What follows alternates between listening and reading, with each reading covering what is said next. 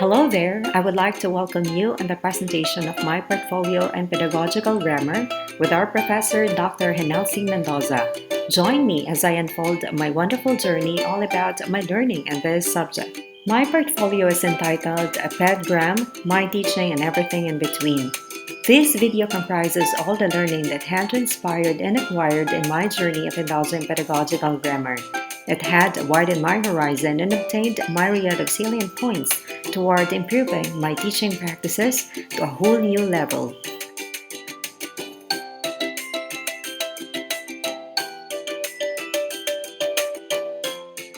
Before going any further, let us talk about who I am and my passion in the realm of teaching. For me, learning more through educating ourselves is as equally important of giving more meaningful experiences to our learners. We owe this to them, and thus an indispensable pursuit as educators. I am Mary Queenie D. Gabutan. I have been into teaching for 6 years, and those years spell out great challenges in the mainstream of teaching that I hope to deal with. Being given an opportunity to engage in another postgraduate study was a tough journey, but I am so privileged to be part of this program. I was overwhelmed by the fact that I have so much to learn in this paradigm. The dynamics of pedagogical grammar allows me to reflect on the following. First, my approaches in teaching grammar. Second, the influence of our first language to second language acquisition. Third, how should I deal with learners' errors? And fourth, adapting and evaluating materials to be used in class. And a whole lot more.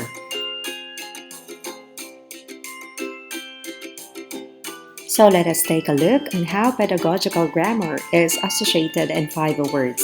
First, language. Second, content. Third, fluency. Fourth, accuracy.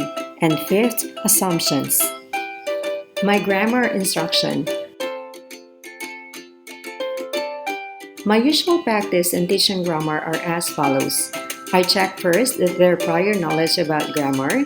Second, I gave sentences and let them acknowledge the sentence that is grammatically correct. Third, I gave them the set of rules and grammar. Fourth, I gave myriad of activities in a form of game and let them do it by group so that they can share their acquired concepts with one another, defend their answer, and point out a particular rule which the sentence belongs. And fifth is the giving of feedbacks in a constructive manner. For the read and reflect activity, a sample question is being given. As an alpha learner, have you ever experienced the audiolingual method or a teaching method similar to it? What was this experience like? Well, the audiolingual method was primarily defined as classroom instruction consisted primarily of oral language skills, which were designed to help students unlearn old habits.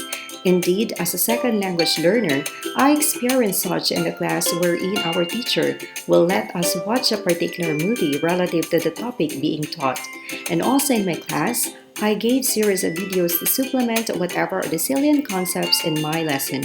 Apart from personally liking the notion of watching movie and presenting videos to the class, I like the idea of having and giving an opportunity to model the use of the target language. Reflection paper.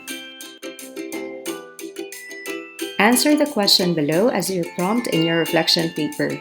Considering the many perspectives you reviewed, as well as your own experience, what role do you see for grammar instruction in the L2 classroom? At my end, I was reminded of how I performed a teaching grammar in the class in the previous years, which I believe was putting more weight on structures and form, and sadly not paying much attention to the meaning and how it is used, which supposedly are the primary goals in learning grammar in the second language classroom. It somehow provoked me to be more insightful of the developmental activities that I plan to administer in the class that is tailored fit to the level of understanding of my learners, and that should be interconnected in the context they are at the moment, considering the fact that grammar instruction must all boil down to learner-centered environment. Lastly, as an educator, I should be more reflective, responsive, and cognizant of the total process of handling a grammar class.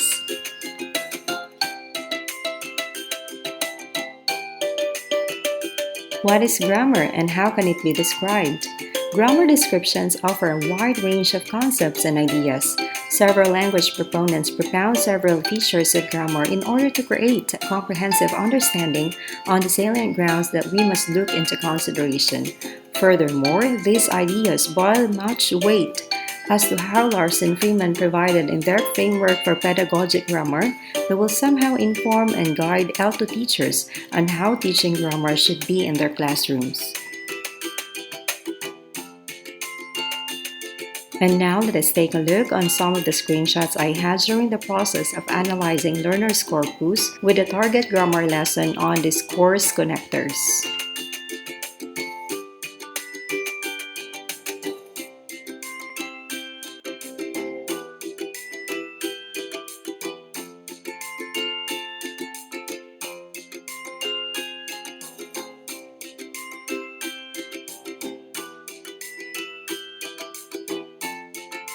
Based on what was depicted in the results of the learner's corpus, there were just few hits for the usage of discourse connectors, and some of them were not even used at all.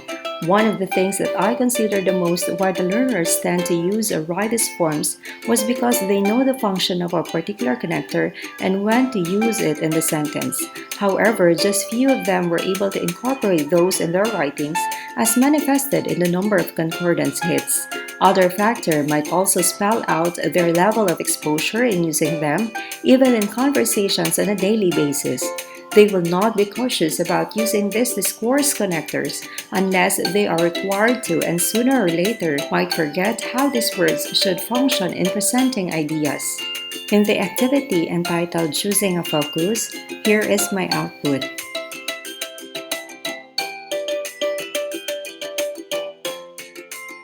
In a meaning-focused activity, we're going to impart an activity relating to a grammar lesson and provide details about it. Describe your best friend or friend was one of the meaning-focused activity I once gave to my learners targeting adjectives as the grammar focus. My learners should work individually to describe their best friend. On the board, I wrote down appearance, personality, and compared to me.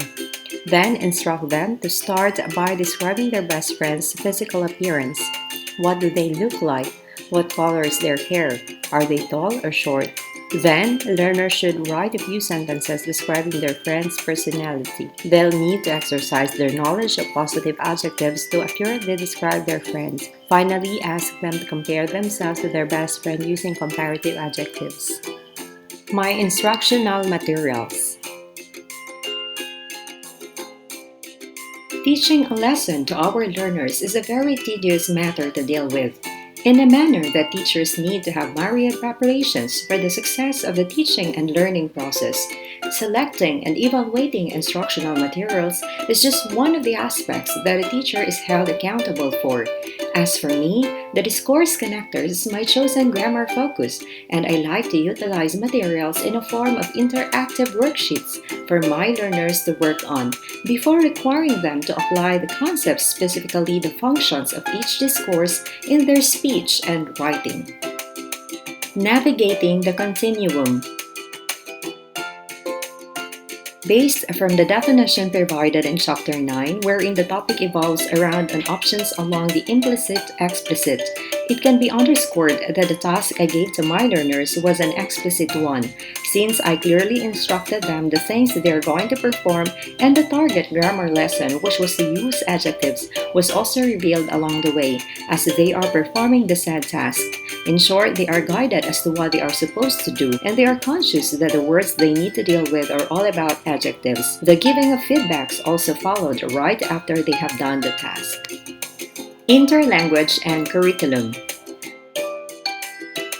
So here is the screenshot of the curriculum guide I happened to evaluate. In reference to the research studies presented, the crafting of curriculum guide might resemble a significant difference, particularly on the sequence of teaching verbs and its stanzas as the grammar focus. The curriculum guide that I had put into consideration for evaluation was in grade 3. The first lesson being introduced was the use of be verb correctly in sentences for weeks 1 and 2. However, combined already with its past tense instead of focusing first on its present tense. Next to it was the introduction of identification of action words in simple sentences, in which it was assumed that the learners have prior knowledge of what action words are. However, there is no specification of what form of the action words, whether in present or in the past. It can be clearly pondered that the crafted curriculum guide and its learning competencies needs to undergo some ratifications, specifically on its sequences that conform on the findings of several researches in language acquisition. Evaluating my instructional materials. In the example presented in my screenshot dealing with connectors of sequence, it had provided exercises to fully acknowledge what these course connectors are, and the context when to use the connectors of sequence was also explicitly provided. The worksheet was indeed interactive and had provided an avenue for the learners to put into practice the use of these course connectors through making a blog. However, the worksheet had provided a limited dimension onto the application of this course connector, just as Halliday argued that children learn not just isolated forms, but how forms are used to express meaning and fulfill communicative functions.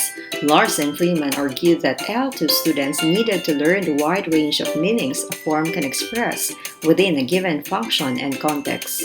Activity critiquing.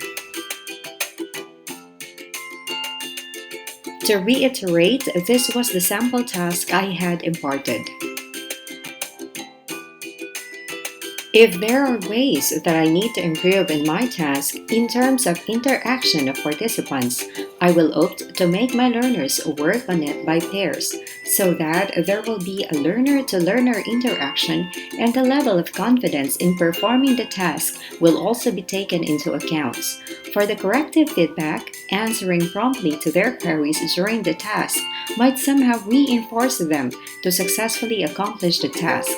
Along with my experiences, constructive way of giving feedbacks to my learners help them achieve a level of confidence to carry out the task given to them. So that was a wrap and all of the learning I had in this subject. But before I'm going to end this presentation, I'd like to leave this statement. Learning is like a travel. You could go to different paths and see wonders, but at the end of the day, it's you who will decide to make its journey meaningful.